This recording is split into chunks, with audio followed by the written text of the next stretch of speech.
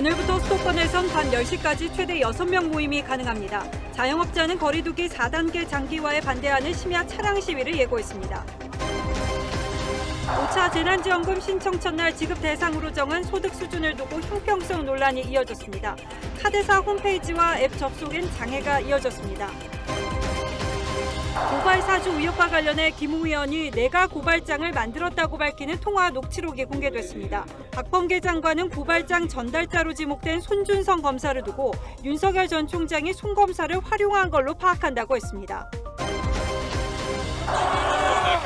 대규모 불법 집회 주도 혐의로 구속된 양경수 민노총 위원장 검찰 송치 중 조합원 항의로 현장이 아수라장으로 변했습니다.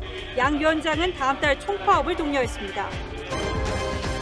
아버지 앞에서 남편의 살해당한 여성이 마지막으로 남긴 말이 전해졌습니다. 여성을 대상으로 한 가정폭력은 8년 사이 7배 늘었습니다. 자동차 박람회를 대표하는 이름 모터쇼가 모빌리티쇼로 이름을 바꿉니다. 전기차 등 친환경 체제 전환에 따른 겁니다. 여성 인권 존중을 약속했던 탈레반이 정권을 잡은 지 한 달도 채 안 돼 여대생의 니캅 착용을 강제했습니다.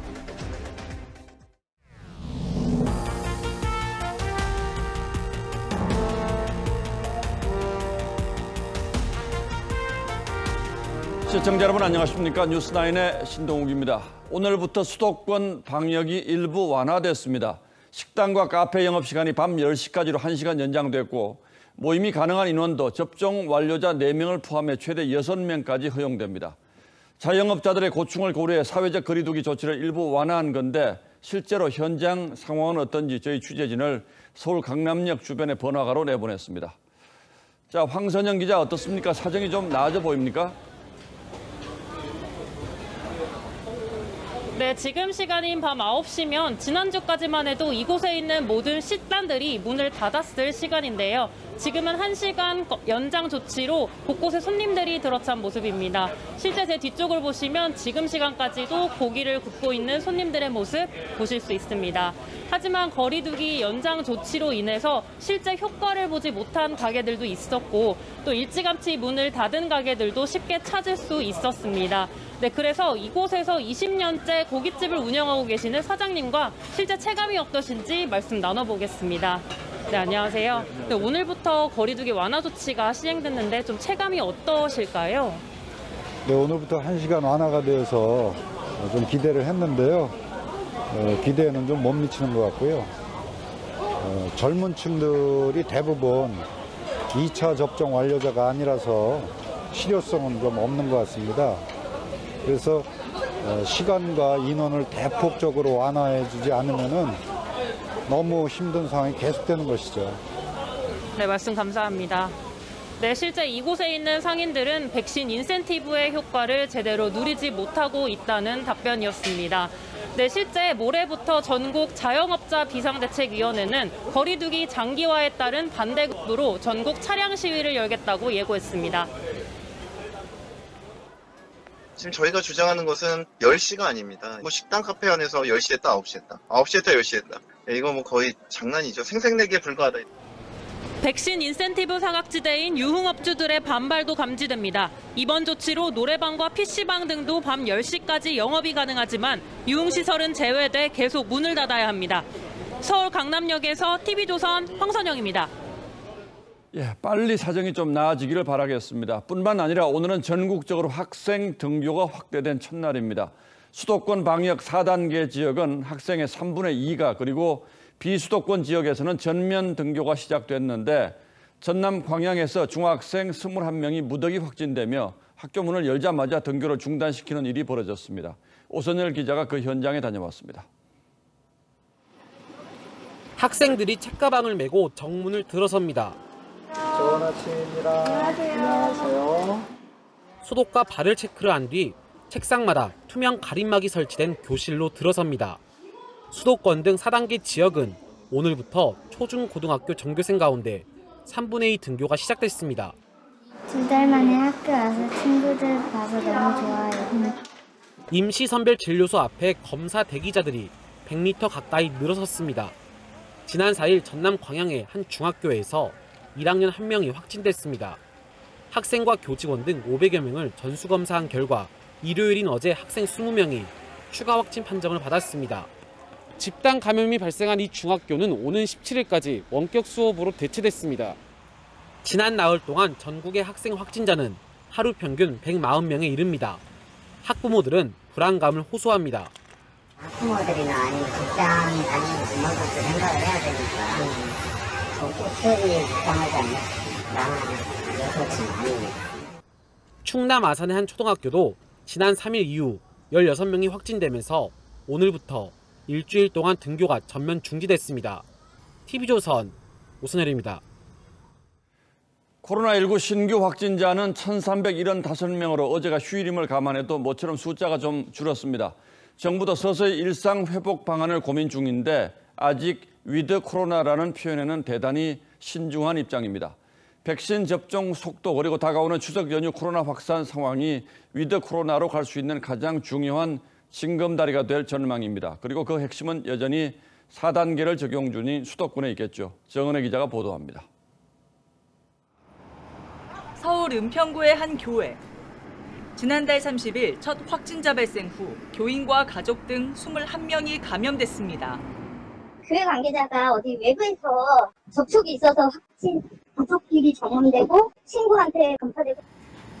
동대문구 수산시장에선 관련 확진자가 5명 늘어 총 40명이 됐고 인천의 한 어린이집에선 원생과 직원 등 34명이 집단 감염됐습니다.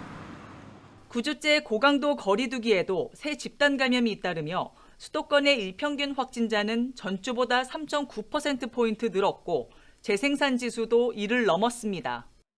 수도권 유행이 지속될 경우 추석 연휴 이동 등으로 인해 비수도권으로 재확산이 우려됩니다.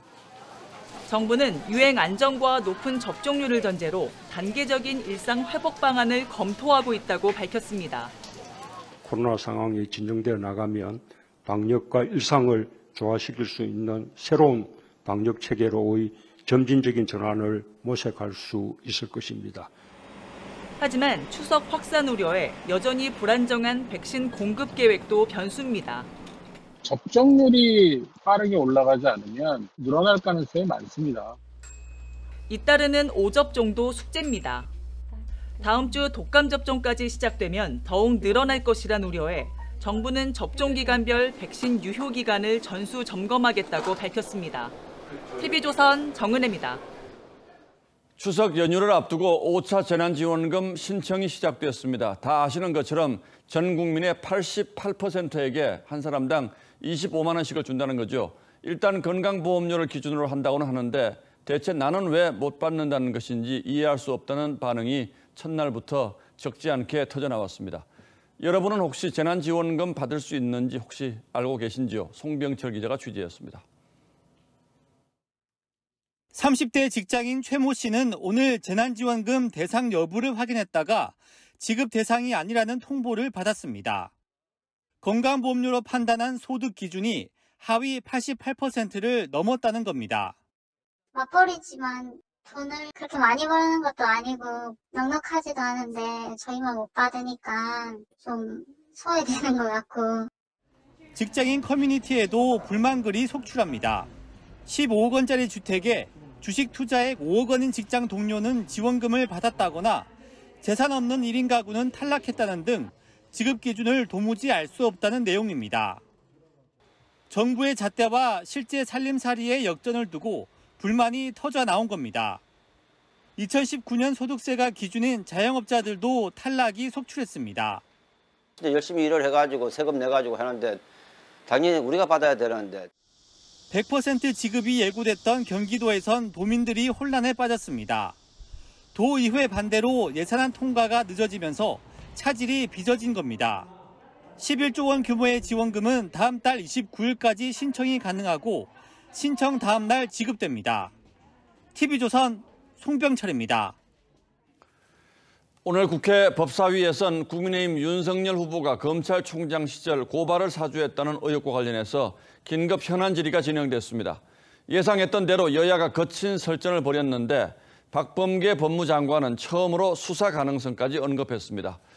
자, 그런데 이번 의혹의 당사자인 국민의힘 김웅 의원이 문제가 된 고발장을 자신이 썼다고 주장하는 녹취가 공개됐습니다. 만약 사실이라면 검찰이 고발장을 직접 써서 고발을 사주했다는 논리 자체에 문제가 생기는 셈이죠. 일단 관련 보도들을 전해드리고 남는 의문은 담당 기자에게 자세히 물어봐드리겠습니다. 먼저 황정민 기자가 보도합니다. 국민의힘 의원들은 윤석열 후보의 고발 사주 의혹을 제2의 김대엽 사건으로 규정했습니다. 저희 전부 허위예요. 정치 공작이었던 거죠. 민주당의 정치 공작 DNA는 저 때부터 나온 거예요. 야당은 또 의혹을 최초 보도한 인터넷 매체도 문제 삼았습니다. 김웅 의원이 이 매체와의 통화에서 고발장은 내가 만들었다며 윤 후보와는 무관하다고 했는데도 제대로 보도하지 않았다고 주장했습니다. 이거는 왜 보도를 안 했는지 뉴스버스는 밝혀야 될 겁니다. 이래서 공작이라는 겁니다. 민주당은 수사정보정책관은 검찰총장의 수족과 같다며 윤석열 후보와의 관련성을 강조했습니다.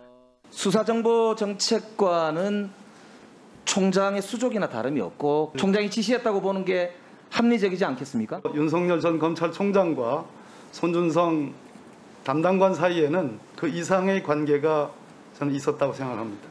박범계 장관은 추후 진행 경과에 따라 법무부와 대검의 합동감찰, 수사체제로의 전환도 고려하겠다고 했습니다.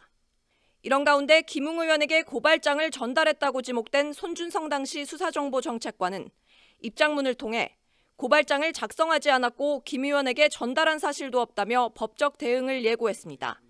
TV조선 황정민입니다. 자, 이렇게 야권의 유력 후보에 대한 네거티브 공방이 가열되면서 그동안 신경전을 벌였던 국민의힘 이준석 대표와 윤석열 후보도 머리를 맞대기 시작했습니다. 두 사람은 오늘 오전 따로 만나서 1시간 동안 현안들을 논의했는데 이 대표는 앞선 회의에서 당내 후보를 보호할 검증단을 설치하겠다고 했습니다. 이어서 홍현주 기자가 보도합니다.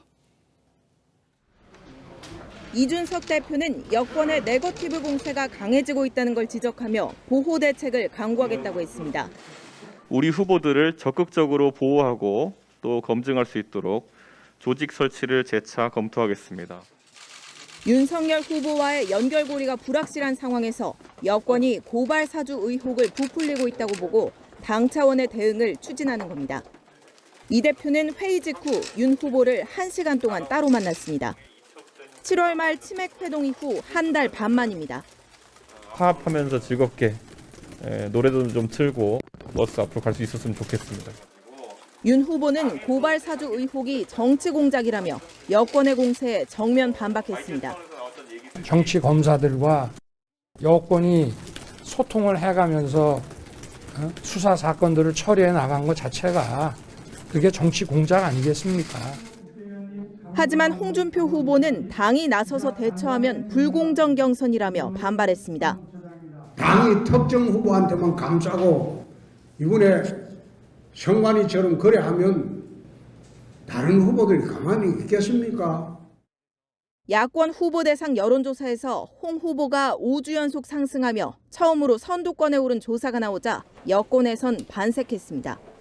홍준표 후보가 저쪽 당의 1위로 등극할 날이 멀지 않았다 이렇게 봅니다. TV조선 홍현주입니다.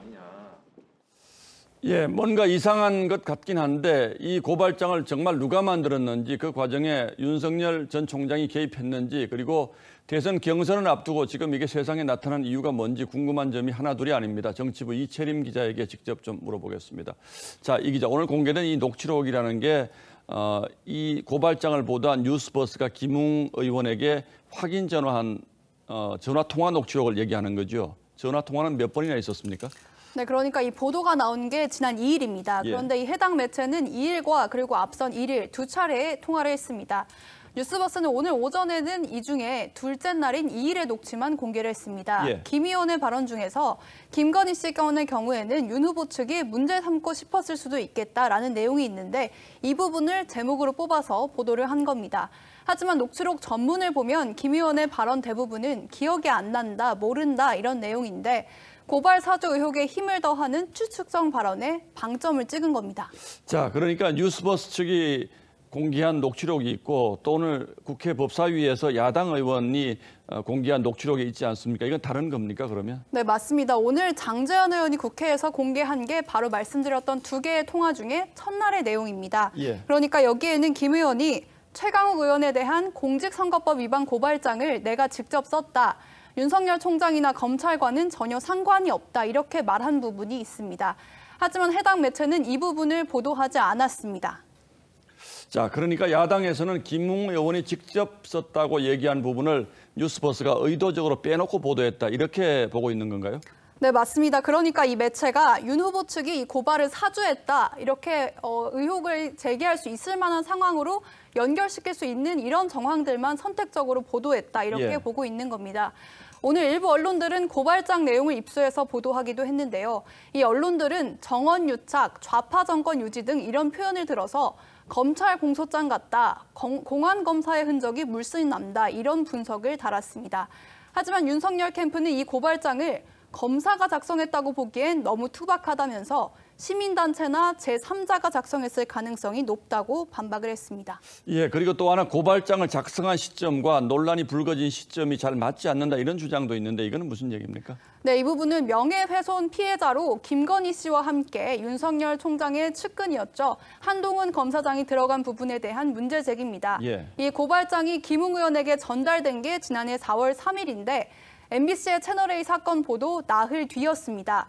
그러니까 이 당시에는 MBC는 물론이고 다른 언론들도 이때는 한 검사장의 실명을 공개하진 않은 시점이었기 때문에 윤석열 캠프는 시기적으로 맞지 않는다 이렇게 주장을 하고 있는 겁니다. 그러니까 여기 안에 한동훈 검사장의 실명이 나온다 이런 얘기죠? 그렇습니다. 자, 그리고 고발장을 작성했다고 지목된 손준성 검사하고 윤석열 당시 총장이 굉장히 밀접한 관계였다 이렇게 보는 게 지금 여당의 주장인데 실제로는 어떤 걸로 보입니까? 일단 이 직책이요. 대검 수사정보정책관은 경찰로 치면 정보국장과 비슷한 역할을 하는 총장의 참모인 것이 분명하기는 합니다. 그런데 다만 이 지난해 1월에 추미애 법무부가 윤석열 라인을 대거 정리할 때 윤 후보의 측근이었던 당시 김유철 수사정보정책관을 지방으로 자천시키고 그다음에 추 전 장관이 대검에 새로 발령을 낸 사람이 손준성 검사였습니다. 이렇기 때문에 윤 후보 측은 이런 사실을 근거로 손 검사가 윤 후보를 위해서 고발장까지 썼을 리가 없다 이렇게 주장을 하는데 이 김웅 의원과 손 검사가 연락을 주고받은 정황은 드러나고 있기 때문에 사실관계는 좀 더 검증이 필요해 보이는 상황입니다. 예, 김웅 의원하고 손 검사가 연락을 주고받은 것은 사실이다. 그런데 김웅 의원은 이제 잘 기억이 나지 않는다 이렇게 얘기를 했잖아요. 그동안 통화가 잘 안 됐다고 그러는데 오늘 전화 통화가 됐다면서요. 뭐라고 했답니까?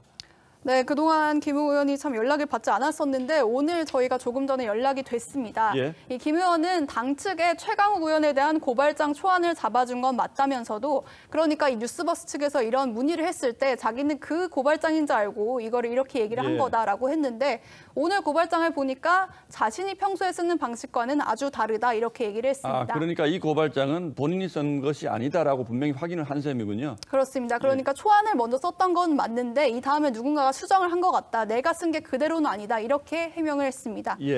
네, 그래서 이 한 시민단체는 오늘 윤 후보와 손 검사 등을 직권남용과 공무상 비밀 누설 등의 혐의로 공수처에 고발을 했는데요. 검찰이 고발장을 작성했는지 만약에 했다면 윤석열 후보가 지시했거나 인지했는지 등을 이 수사를 통해서만 확인이 될 수 있을 것으로 보입니다. 이게 수사로 전환이 된다면 좀 시간이 많이 걸리겠죠? 그렇습니다. 이제 경선이 진행이 되고 있는데 최종 후보가 나올 때까지는 아무래도 결과가 나오긴 좀 어려울 것 같습니다. 야당 경선 2달밖에 안 남았잖아요. 네, 그렇습니다. 잘 알겠습니다. 이채림 기자 잘 들었습니다. 주말 사이에 충청 지역 경선에서 압도적인 승리를 거둔 민주당의 이재명 후보는 자신감을 기반으로 대세론 굳히기에 나섰습니다. 반면 당심에선 뒤지지 않는다고 봐왔던 이낙연 후보는 예상보다 큰 격차에 혼란에 빠졌습니다. 예정됐던 일정의 상당수를 취소하고 전략 수정을 고심 중인 것으로 알려졌습니다. 보도에 최지원 기자입니다. 충청에서 예상보다 큰 차이로 승리한 이재명 후보는 다음 경선 지역인 강원도를 한 발 앞서 찾았습니다. 금강산 관광 재개를 시작으로 남과 북 모두에게 이익이 되는 실용적인 대북 정책을 통해서 남북 상생을 추구하겠습니다. 이 후보 측은 본선에 대비해 원팀 기조가 흔들리지 않도록 하는 데도 신경을 쓰고 있습니다. 지난 주말 경선 현장에선 지지자들 간 고성이 오가거나 피켓을 집어 던지는 등 갈등이 고스란히 노출됐습니다. 충청 패배로 상처를 입은 이낙연 후보는 예고했던 대구 경북 지역 공약 발표 일정을 행사 10분 전 돌연 취소했습니다. 금융노조와의 간담회를 제외하고 방송사 인터뷰 등 5개 가운데 4개 일정을 줄줄이 취소하는 등 충격이 가시지 않은 모습이었습니다. 몇 가지 기대를 이행하지 못하고 있는 정부 여당에 대한 여러분의 실망감도 표출된 것으로 받아들입니다. 이낙연 후보 캠프는 소속 의원들과 하루 종일 비상대책 회의를 갖고 전략 수정 방안 등을 논의한 것으로 알려졌습니다. 이낙연 후보 측은 오는 12일 1차 슈퍼위크와 추석 이후 호남 경선을 기대하고 있지만 경선판 전체를 흔들 수 있는 소재가 나오지 않는 한 분위기 반전은 쉽지 않을 거란 관측이 커지고 있습니다. TV조선 최주원입니다.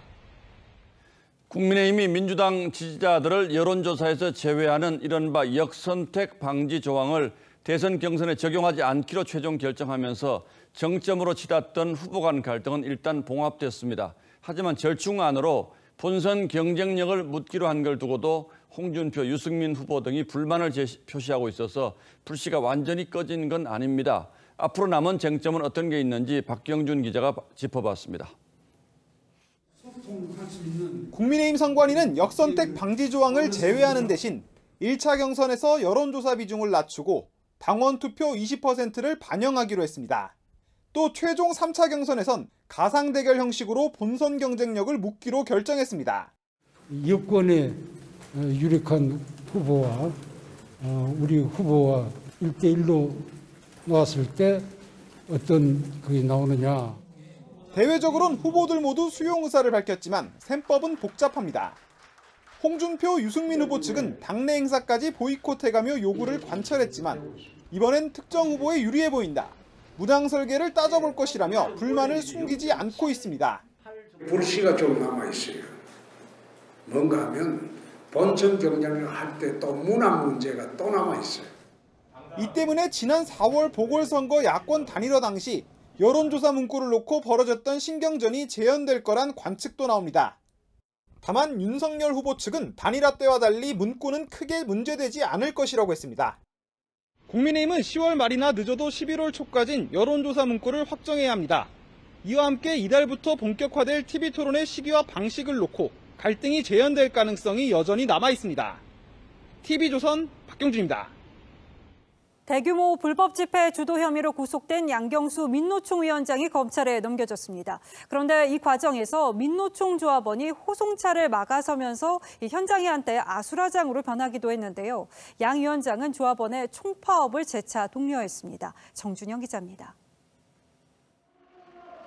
경찰서 유치장을 나온 양경수 민노총 위원장이 눈인사를 주고받더니 정문 밖 조합원을 향해 묶인 두 손을 번쩍 들어 보입니다. 호송차가 경찰서를 나서자 피켓을 든 조합원들이 도로로 뛰어듭니다. 안전하게 1대1로 경찰과 조합원들이 뒤엉키면서 도로는 순식간에 아수라장으로 변합니다. 호송차는 구속에 항의하는 일부 조합원들이 앞을 가로막으면서 출발이 1분가량 늦어졌습니다. 양 위원장은 검찰 송치를 하루 앞둔 어제 접겨놓은 민노총 조합원을 통해 총파업을 독려하는 내용의 메시지를 전달했습니다. 민노총은 다음 달 20일 총파업을 예고해둔 상태입니다. 하나 되어 우리 나선다 승리의 그날까지. 경찰은 불법 집회에 연루된 민노총 관계자 23명 중 양 위원장을 제외한 나머지 22명에 대해서도 조만간 검찰 송치 여부를 결정할 방침입니다. TV조선 정준영입니다. 전자발찌를 훼손하고 여성 2명을 살해한 혐의로 구속된 강윤성이 경찰서 유치장에서도 난동을 부리는 등 수사에 비협조적인 것으로 파악됐습니다. 경찰은 강윤성의 사이코패스 성향 등 심리의 검사까지 마친 뒤 내일 검찰에 넘길 예정입니다. 윤서아 기자가 보도합니다. 연쇄살인범 강윤성이 수감 중인 서울 송파경찰서입니다. 어젯밤 9시 반쯤 강윤성은 유치장을 관리하는 경찰관에게 모포를 바꿔달라고 요구했습니다. 유치장 문이 열리자 경찰관 2명을 밀치고 도주를 시도하다가 경찰에 제압당했습니다. 강윤성은 이후에도 경찰관에게 욕설을 퍼부었던 것으로 전해졌습니다. 강윤성은 지난달 29일 유치장 입감 이후 줄곧 비협조적인 모습을 보였던 것으로 파악됐습니다. 밀치고 욕하고 그런 거 시비 걸고 계속 그랬죠. 강윤성은 지난달 31일 구속영장 실질 심사를 위해 법원에 출석했을 때도 취재진의 마이크를 발로 차는 등 돌출 행동을 보였습니다. 경찰은 어제 프로파일러 4명을 투입해 심리검사와 사이코패스 검사를 마쳤습니다. 경찰은 강윤성에게 적용된 강도살인 등 6개 혐의 외에 공무집행 방해 혐의 추가 여부를 검토한 뒤 내일 검찰에 넘기기로 했습니다. 신상 정보가 공개된 강윤성은 검찰 송치 전 포토라인에 설 예정입니다. TV조선 윤서입니다.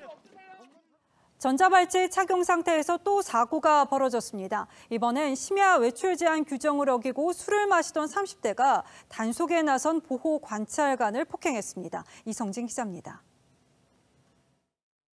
경남 창원의 한 편의점입니다. 전자발찌 착용자인 38살 A씨가 물건을 구매하고 보호 관찰관이 뒤따라 들어옵니다.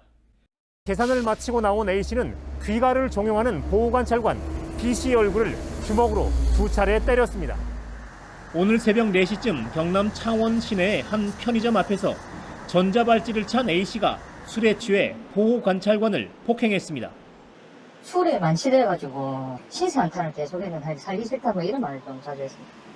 경찰 조사 결과 A씨는 성범죄로 15년을 복역한 뒤 지난 4월 만기 출소했습니다. 전자발찌 착용 명령을 받았는데 밤 11시부터 새벽 6시까지인 외출 제한 규정을 어겼습니다. 보호 관찰관이 무단 외출 정황을 포착하고 새벽 4시쯤 현장에 도착했지만 A씨는 이미 만취 상태였습니다.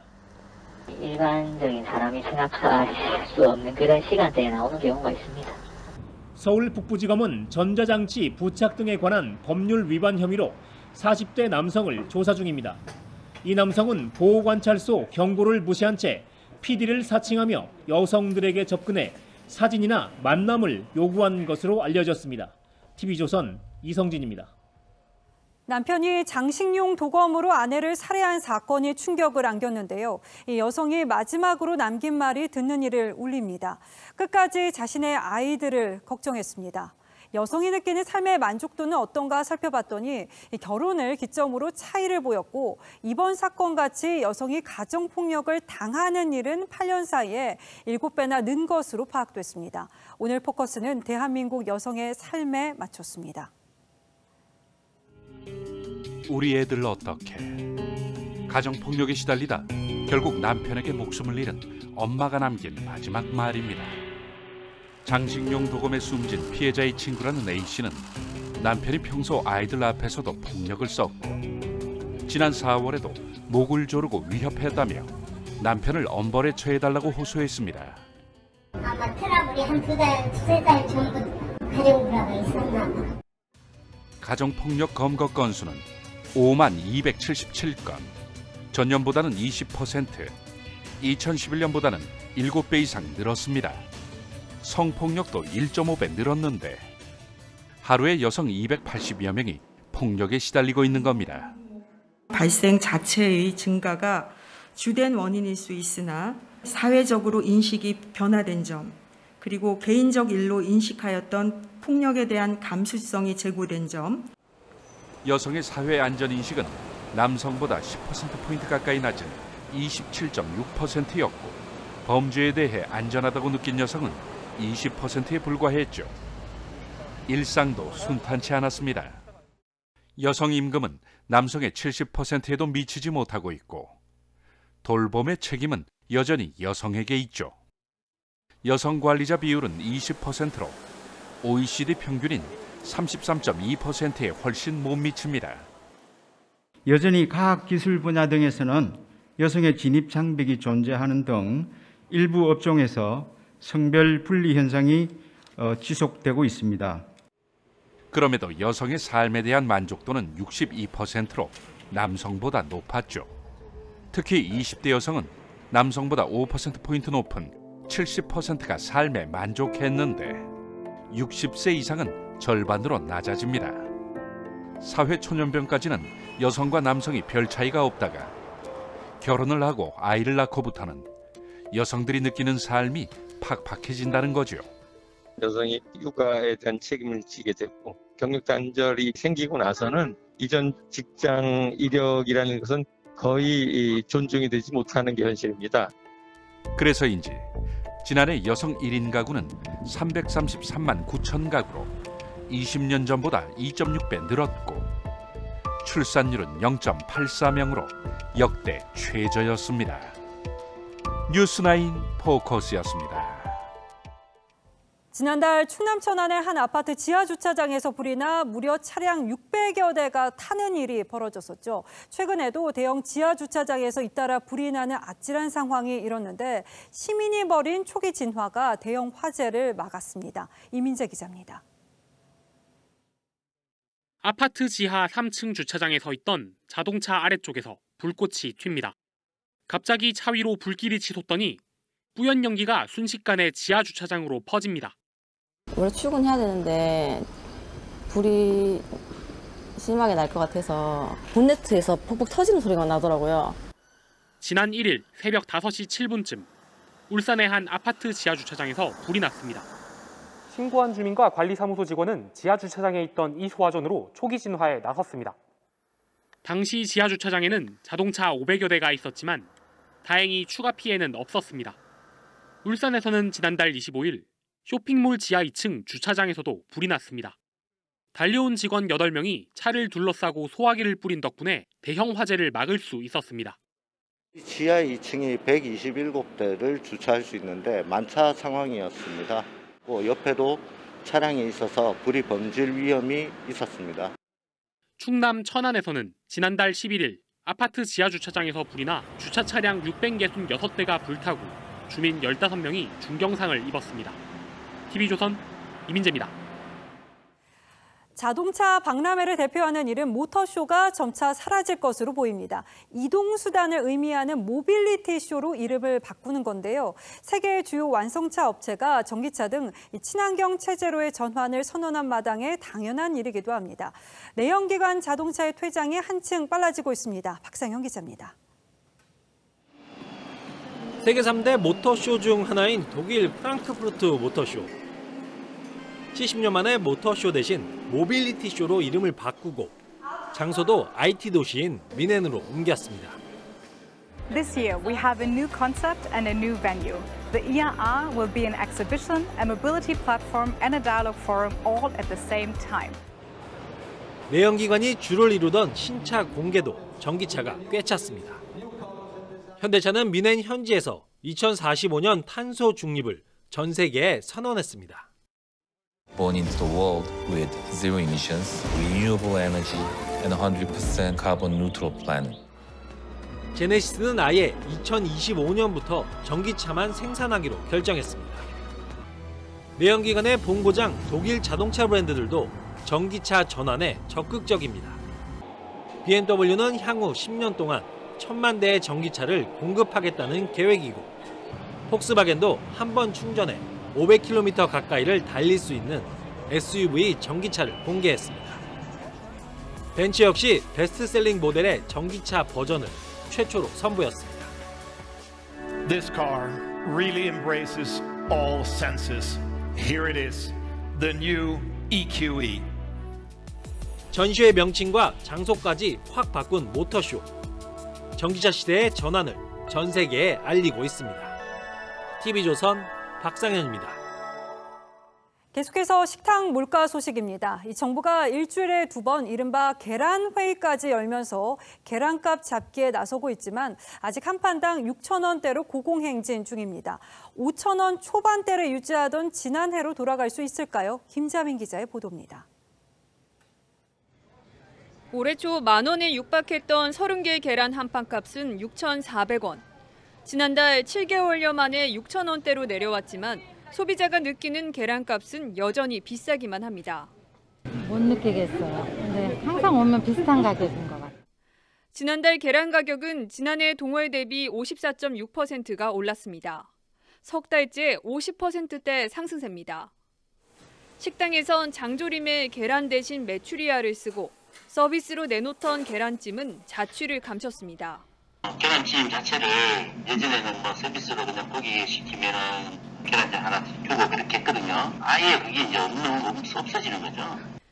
정부는 AI로 감소했던 산란계 마리수가 정상화됐고 집밥 선호와 추석으로 수요가 일시적으로 늘어났을 뿐 계란값은 곧 평년 수준으로 떨어질 거라고 하는데 양계 농가들의 입장은 다릅니다. 농가 입장에서는 보면은 작년도 가격은 비정상적인 가격이었고요. 생산비 밑으로 내려간 가격이었고 지금 사료값 또 곡물가가 굉장히 많이 올랐어요. 농가에선 가격을 내리기 어렵다는 입장이어서 서민 물가를 잡기 위해 계란값이라도 안정시키려는 정부 계획은 달성하기 어려워 보입니다. TV조선 김자민입니다.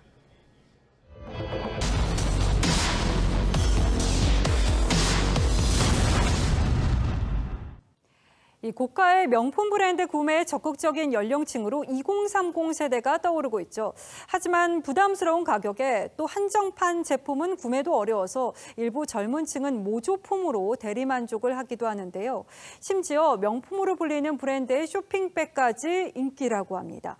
왜 이들은 보여주기에 치중하는 걸까요? 소비자 탐사대 송지욱 기자입니다. 늦은 밤. 서울 도심을 밝히는 노란 천막들. 자치구에서 만든 장터인데 해외 유명 상품의 가품 상점들이 늘어섰습니다. 지갑과 신발, 허리띠, 스포츠 용품까지 모조품이 가득한데 이거 여자 거 있어요? 아니 이거 남자 거예요. 지난번에 솔직히 별거고 저도 와서 사서 섞어서 고객 대부분이 20, 30대. 그냥 못 사니까. 진품과 가품, 가격 차이는 어떨까? 160만 원 한다는 유명 상표 모자는 가품이 35,000원. 한정판 80만 원짜리 티셔츠는 15,000원입니다. 유명 상표를 붙인 청바지가 65,000원. 73만 원짜리를 본뜬 슬리퍼는 8만 원입니다. 모두 정가라면 약 400만 원이지만 19만 5천 원에 구매했습니다. 인터넷 등에도 가품 판매가 넘치고 가짜가 엄청 많네. 심지어 유명 상품을 담는 쇼핑백과 보관용 백까지 인기입니다. 이 가방은 사실 유명 상표의 종이 쇼핑백입니다. 비닐을 씌우고 손잡이를 달아 상품처럼 만든 건데 직접 만들어 꾸미는 부속물 세트는 2만 원에서 5만 원, 완성품은 10만 원에 달합니다. 최근 들어서 지금 주문 폭주권이에요, 여기. 유행을 선도한다는 해외 유명 제품들. 젊은 층도 좋아하지만 주머니 사정이 넉넉지 않다 보니 모조품에 손이 가는 건데 제가 돈 많으면 그냥 살 것 같아요. 돈이 없으면 못 사는 거죠. 유명 제품 가격 거품이 너무 심하다며 가품을 찾고 국내 수량 제한 등으로 희소성이 높아지니 가품 시장은 더 커집니다. 모든 사람이 저금을 다 입을 수는 없어. 너무 비싸서. 특히 요즘 젊은 세대는 SNS 등의 일상 노출이 많아져 유명 상품 소비 등으로 자신을 과시하려는 욕망도 크다는 분석입니다. 그러니까 이제 좋은 물건에 대한 갈망인데 자랑하고 같이 보고 만족을 느끼고 그럴 기회를 얻고자 하는 거다. 나에겐 없는 부모 찬스, 집값 상승 등 상대적 박탈감은 커지고 가품 소비에서 조그만 위안을 받는다는 소비자도 있습니다. 소비자 탐사대 송지욱입니다. 예, 다음 뉴스입니다. 지금이 고점이다. 지금 집 사면 낭패 볼 수 있다는 정부의 경고가 잇따르고 있지만 젊은 층의 패닉 바잉에 가까운 주택 매수 열기를 이어가고 있습니다. 정부 정책이 나올 때마다 집값이 오히려 뛰는 역설적 현상도 여전합니다. 지난 7월 서울에서 거래된 아파트 절반 가까이를 2030 세대가 사들인 것으로 나타났습니다. 그들이 왜 집을 사려고 하는지 김연아 기자가 직접 물어봤습니다. 지은 지 20년이 넘은 서울 마포의 한 아파트 단지. 지난 7월 거래가 늘면서 전용 면적 59제곱미터형이 12억 6,500만 원으로 신고가를 기록했습니다. 대부분 뭐 젊으신 분들이에요. 이사 오시는 분들이. 21년차 아파트인데 뭐 다른 신축에 비해서는 조금 뭐 가성비가 높다고. 7월 서울 아파트 매수자 가운데 30대 이하는 절반에 육박하는 44.8%, 역대 최고치입니다. 강서구와 성동구, 마포구, 중구 등 상대적으로 값이 싸고 직장권 도심과 가까운 곳의 아파트를 많이 사들였습니다. 특히 저축 속도보다 집값 상승세가 빨라 대출을 최대한 활용하는 영끌은 필수라는 반응입니다. 사실 모아서 산다는 것 자체가 불가능하니까 당연히 대출을 받아야 된다고 생각을 하고 있죠. 여기에 집값을 누르면 더 오른다는 학습 효과와 상승 기대감이 더해져 젊은 층의 매수를 부추기고 있습니다. 이 정책이 한 번씩 바뀜에 따라서 제가 지금 사는 집값이 계속 더 오르고 있거든요. 기회가 될 때마다 그냥 바로바로 이제 사는 게 이제. 다만 대출 의존도가 높은 2030의 패닉 바잉이 정부의 신용 옥죄기 속에서도 계속될지는 지켜봐야 한다는 분석입니다. TV조선 김예나입니다. 예, 과거 같으면 이제 곧 취업 시즌이 시작되는데 올해는 대기업 10곳 가운데 7곳은 하반기 신규 채용 계획이 없다고 합니다. 기업들이 만들어내는 일자리가 과거에 비해서 크게 준 탓도 있겠습니다만 채용 문화 자체도 많이 바뀌었습니다. 이게 뭘 뜻하는지 윤설기 기자와 따져보겠습니다. 자, 윤 기자, 요즘은 채용 방식이 많이 바뀌어서 취준생들의 이른바 정보 전쟁 이게 치열하다면서요? 네, 한 중고 사이트에 이런 글이 올라와 있습니다.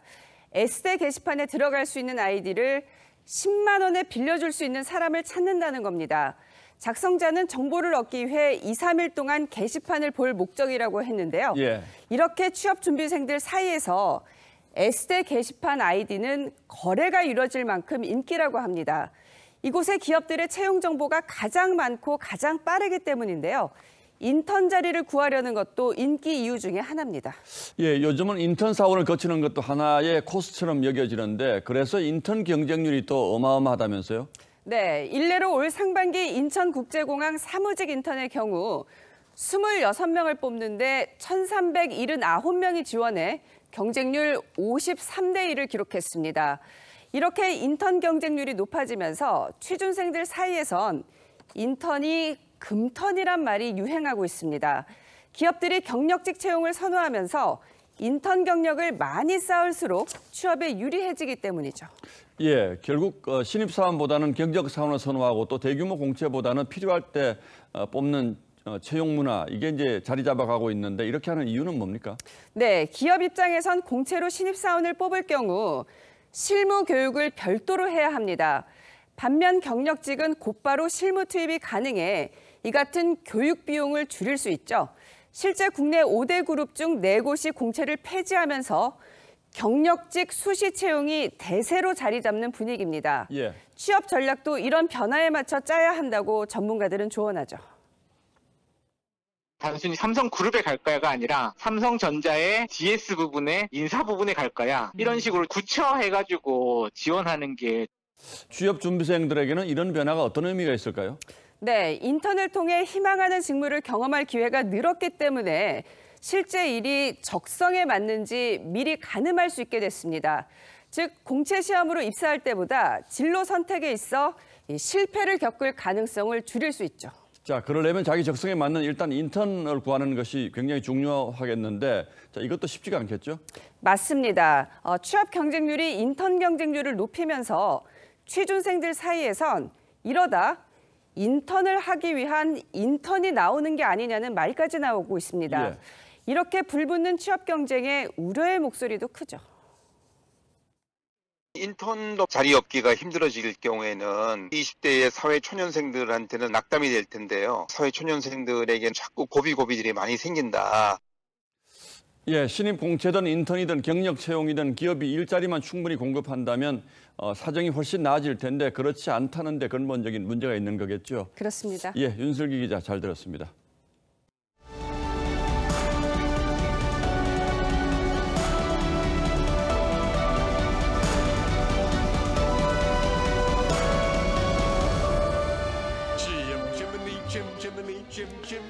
동화처럼 즐거운 뮤지컬이죠. 은행원 부부가 말썽꾸러기 남매를 돌봐줄 보모를 구하려고 신문에 광고를 냅니다. 이튿날 수많은 지원자가 몰려오지만 어디선가 휘몰아친 바람에 다 날아가 버립니다. 그리고 하늘에서 요술쟁이 보모가 우산을 타고 요요히 내려옵니다. 낙하는 우산의 위력이 대단합니다. 그 명장면이 런던 올림픽 개막식에서 재현됐습니다. 그런데 한둘이 아니라 무더기로 낙화합니다. 초현실주의 명화를 패러디한 작품에서도 사람들이 우산을 쓰고 비처럼 내립니다. 영화 슈리에서 어리바리한 신입 요원을 상관이 다그칩니다. 낙하산이지 너? 예, 낙하산. 그런 질문이 국회에서도 나온 적이 있습니다. 건강보험공단 이사장이 임명된 정영근 전 의원이 솔직하게 인정합니다. 잘 알고 있습니다. 낙하산이 아니라 우주선이다. 이렇게 말씀하실 수 있도록 열심히 하겠습니다. 정책금융기관 투자총괄본부장이란 자리에 내정된 전직 청와대 행정관을 둘러싸고 거센 낙하산 논란이 일자 청와대는 낙하산이라는 표현은 유감이라고 했습니다. 개인적으로 취업한 사안이라는 겁니다. 그런데 아무리 봐도 그 자리는 혼자서 개인적으로 꿰찰 자리는 아닌 것 같습니다. 국민들께서 직접 대한민국의 미래와 사회적 가치에 투자하는 기회가 될 것입니다. 국민 공모자금이 투입되는 뉴딜 펀드 운용기관 한국성장금융은 최근 투자운용본부를 둘러 쪼개 운용전담 2본부를 신설하고 20조 원을 맡긴다고 합니다. 이런 자리에 어떤 사람이 가야 하는지, 만약 공개 모집을 한다면 또 어떤 사람들이 지원했을지 묻는 것 자체가 넌센스입니다.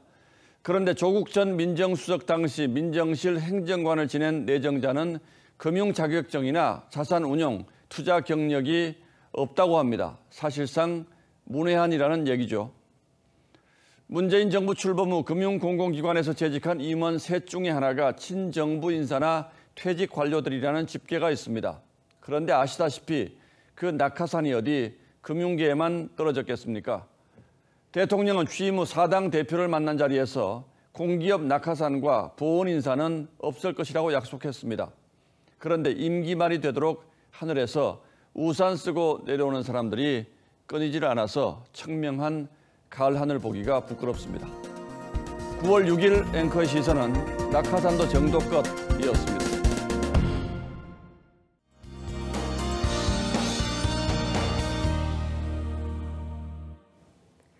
이번 주는 주 초반과 후반의 날씨가 사뭇 다르겠습니다. 한 주의 시작부터 서쪽 지역에는 비가 내리고 있는데요. 비는 밤사이 전국으로 확대되겠고요. 모레까지 이어지는 곳이 있겠습니다. 이렇게 비가 한 차례 지난 뒤에는 주 후반부터 맑은 하늘이 펼쳐지겠습니다. 내일까지의 강수량을 살펴보겠습니다. 강원 영동 지역에 120mm 이상의 많은 비가 집중되겠고요. 수도권과 강원, 남해안 지역에서도 최고 80mm의 적지 않은 비가 오겠습니다. 비가 내리는 동안 바람도 강하게 불겠습니다. 특히 서해안 지역은 특보 수준으로 매우 강하게 불겠는데요. 내일은 우산을 챙기시더라도 튼튼한 걸로 챙기시는 게 좋겠습니다. 바람은 바다에도 큰 영향을 주겠습니다. 벌써 서해와 동해상으로는 풍랑주의보도 내려졌는데요. 물결이 4m까지 거세게 일겠습니다. 해안가 안전사고에 유의하셔야겠습니다. 날씨였습니다. 예, 월요일 뉴스9은 여기서 모두 마치겠습니다. 시청해주신 여러분 고맙습니다.